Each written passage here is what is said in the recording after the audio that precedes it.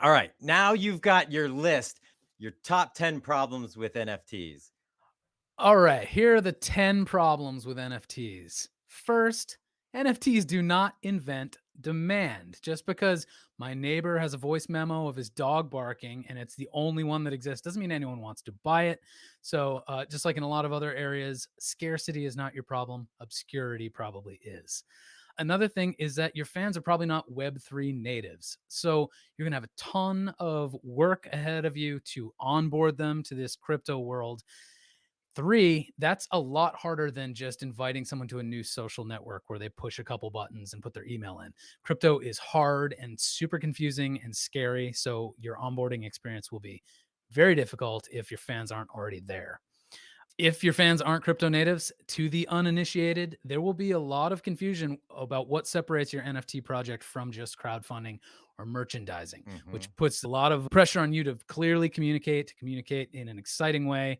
And, musicians, we don't love copywriting and stuff like that. So, another problem, crypto is volatile. And yes, I know the US dollar is volatile and there's inflation and blah, blah, blah. But if you look at a crypto chart for any, Bitcoin, it's like, so then you're like asking your fans to spend crypto, and they're like, I don't even know what that's worth in like 5 minutes, nor do you, the artist. Yeah. Fractional royalty. So, this is where you tell your fans if they buy this NFT, they stand to gain some royalties as the song performs better. But guess what? That potentially gets you into securities violation. So, unless you want to become friends with the SEC and do all this paperwork, that's going to be a ton of work. Environmental concerns. It's debatable whether there are truly environmental concerns with blockchain technology when you compare it to Google searches or the oil industry or even the gaming industry. But the popular narrative is that blockchain is bad for the environment, which means you have another hurdle of getting over in order to tell your fans that this is green. Another problem is shady people are everywhere in the crypto world. They want to scam you. They want to hack your Yes. wallet. They want to take your Ethereum. If they're not individual hackers, there might just be scams like the hit piece thing that happened a few weeks ago.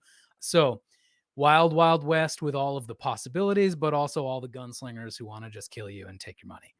Another thing is people say it's permanent, that an NFT is permanent, that stuff on the blockchain is permanent. But if an NFT just points to a URL, the stuff on that URL could change. If you stop paying for your web hosting, it could just disappear completely. So that makes the promise of your NFT very questionable.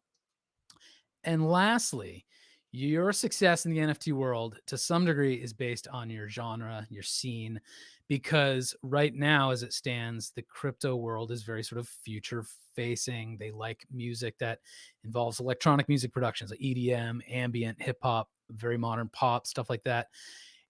It's not so much a place that is a proving ground yet for singer songwriters and jazz and folk. I'm sure that it'll get there, but right now, it doesn't seem to be a gold rush for those types of music. And the bonus problem.